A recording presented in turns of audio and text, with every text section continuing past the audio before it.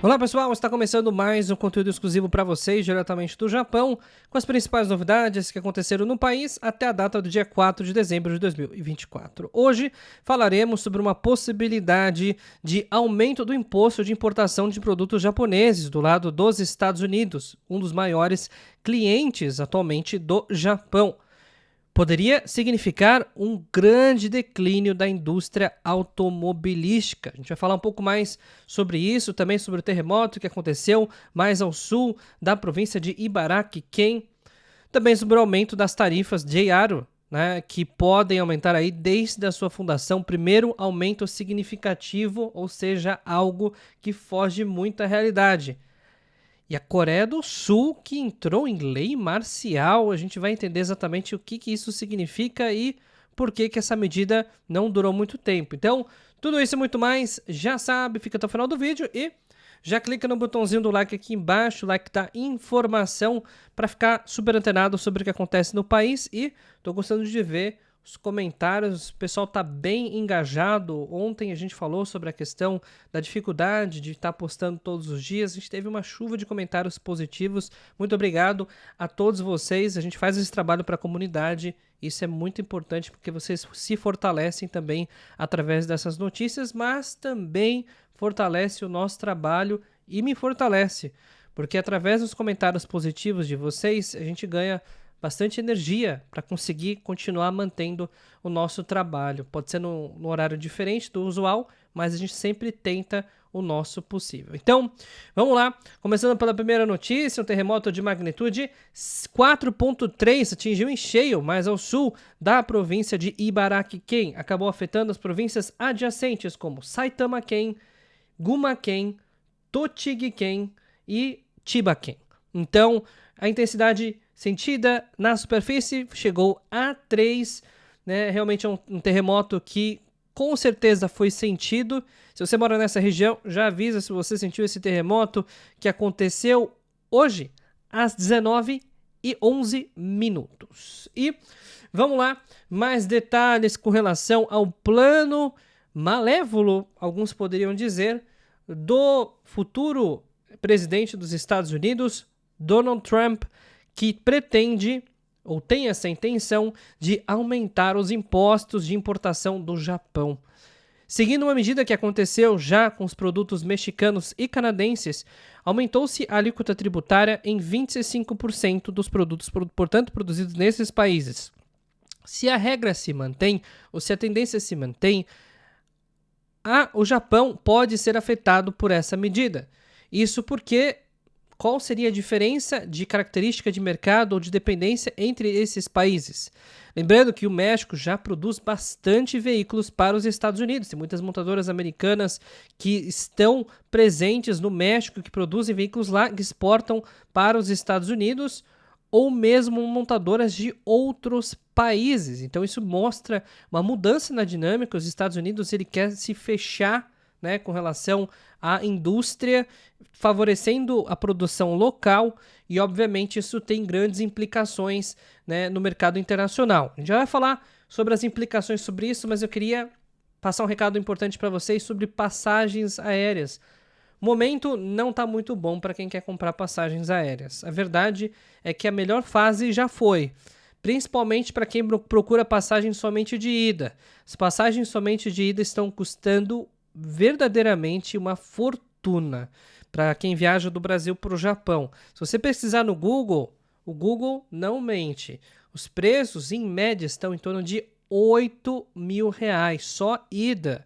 É um absurdo, de fato, e é meio lamentável que isso esteja acontecendo, mas a pressão é muito grande para viajar para o Japão nesse momento, principalmente por conta das questões de turismo, que os países europeus, os Estados Unidos estão consumindo muito mais voos do que anteriormente e, obviamente, isso acaba gerando inflação no mercado. E poder econômico, eles têm muito mais do que o Brasil, né? Isso porque dólar e euro são moedas que estão se fortalecendo no momento que o real está se desvalorizando. Então, poder de compra no Brasil está caindo, as passagens não param de subir. E então, como eu disse para vocês, quem comprou com antecedência fez ótimos negócios. Então, para você que quiser comprar uma passagem aérea, talvez com uma condição, já não posso nem mais prometer, talvez com uma condição um pouquinho melhor, né? Entre em contato com a GSai, manda mensagem no WhatsApp, DDD 11 930 30 01, coloca mais 55 na frente se você estiver no Japão. Passagens de ida e volta, com ida até 12 de dezembro e retorno até final de março, ainda tem tarifas boas. Tarifa só de ida realmente está muito ruim, principalmente se você precisa sair do Nordeste, do Norte do Brasil, aí o preço vai lá nas alturas. Então, faça uma compra consciente. Se você precisa viajar de qualquer jeito, se o seu visto vai vencer, elegibilidade ou visto permanente que precisa renovar, presta atenção nessa dica. Você pode até ter que adiar os seus planos devido aos preços que estão astronômicos. Lembrando que a Rota Japão-Brasil ainda está sob controle, então se você viaja do Japão para o Brasil, é uma outra história. Os preços para os residentes do Japão, ou seja, para quem começa a viagem no Japão, é outro. E, obviamente, a gente também tem acesso a essas condições. Então, vamos voltar aqui para falar sobre a questão das montadoras e por que a gente tem que fazer esse elo com o Japão. O Japão é um dos principais parceiros comerciais dos Estados Unidos há muito tempo. Os Estados Unidos é o maior mercado do ponto de vista de consumo potencial para o Japão. Durante muito tempo, o Japão exportou muitos veículos, né? Milhões de veículos da Toyota e da Honda para os Estados Unidos. Porém, agora, com a mudança da política de impostos, os Estados Unidos pretende fazer com que a produção seja priorizada dentro do território estadunidense. Isso significa o seguinte, que a fabricação dos veículos ou montagem dos veículos no Japão para exportação para os Estados Unidos pode ser algo problemático daqui para frente.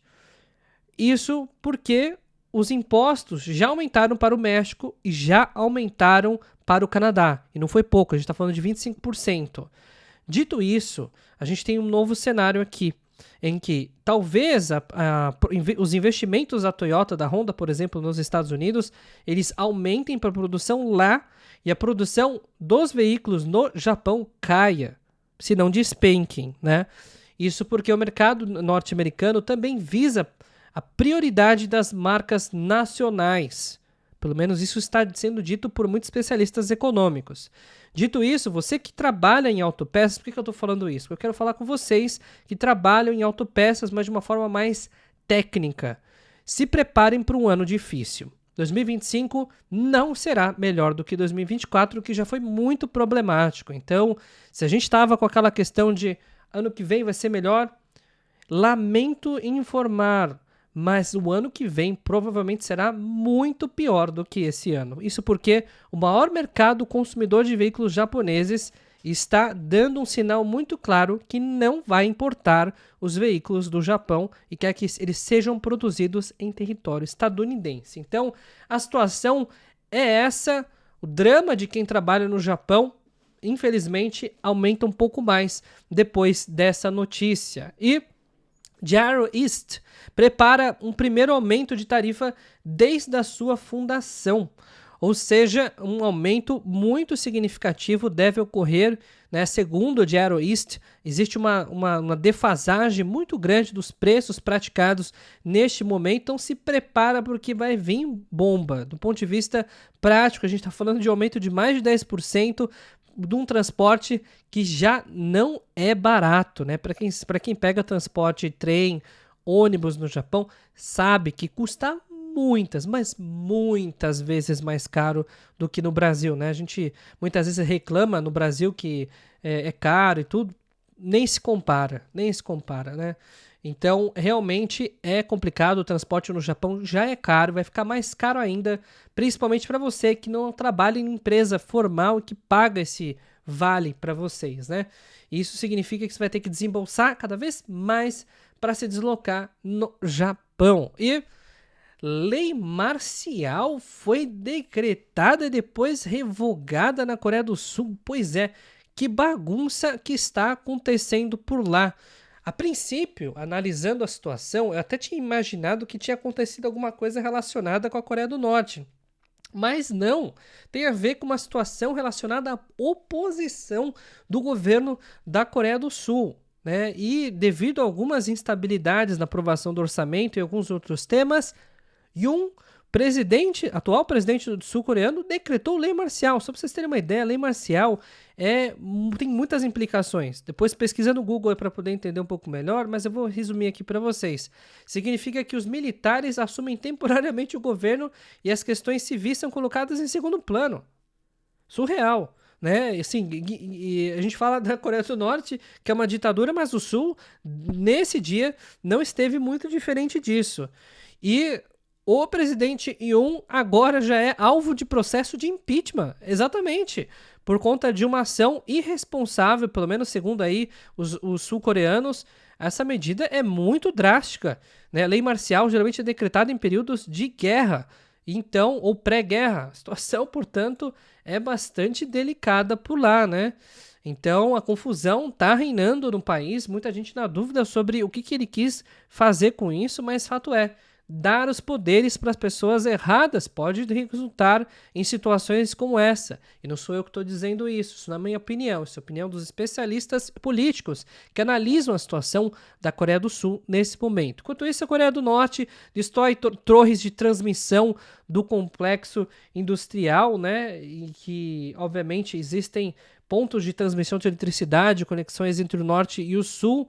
Cada vez mais a Coreia do Norte tem se blindado com relação ao Sul, eliminando todas as possibilidades de comunicação por terra ou questão de transmissão de energia e tudo mais. Então, a situação vai deteriorando entre os países, né? E mais detalhes com relação à opinião do Japão, porque uma vez que aquela questão da lei marcial tenha sido decretada, depois revogada, como é que fica o turismo, né, para o país?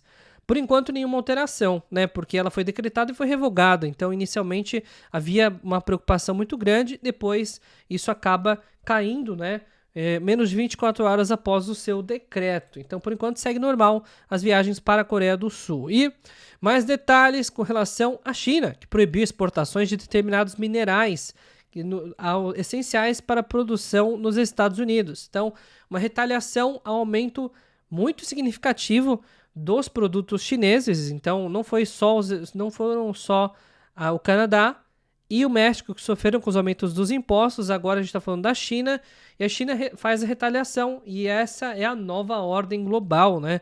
Quando a gente fala de economia, agora os países estão começando a se fechar, e obviamente isso acaba pesando também dos dois lados. E mais detalhes sobre uma frente fria que deve chegar e atingir o Japão mais fortemente a partir dos próximos dias. Estamos no inverno, praticamente aí, dia 4 de dezembro, perspectiva de começar a esfriar bastante é grande. Isso vai acontecer principalmente nas proximidades da região do mar do Japão e também de Hokkaido. Na região central do país, exceto pela região de Tóquio, deve dar uma esfriada significativa. Então fiquem atentos com relação a isso, preparem os casacos, porque a gente deve ter neve praticamente aí em grande parte da região que é banhada pelo mar do Japão, e também com um frio muito grande a partir do dia 8 em todo o país. Então, portanto, fiquem atentos com relação à mudança climática. E falando em mudança, a Bolsa de Valores do Japão responde de forma positiva à intenção de aumento da taxa de juros. Então, a projeção econômica do Japão é de aumento de taxa de juros e, consequentemente, o mercado internacional vê isso como um lado positivo. Isso porque os juros maiores no Japão significam que os títulos públicos passarão a remunerar de forma um pouco mais competitiva, com relação a um país que tem um risco baixo de calote. E mais detalhes, como vocês sabem, além de empregos e passagens aéreas, a GSI oferece visto, certificado de elegibilidade, compra e venda de ienes, seguro viagem e muito mais. Então, para entrar em contato é muito simples, manda mensagem, DDD 11 930 0101, manda mensagem na central de atendimento de WhatsApp, aguarde o retorno dos especialistas, beleza? Então, pessoal, até o vídeo de amanhã, todos os dias, vídeo novo aqui no canal, tudo sobre o Japão.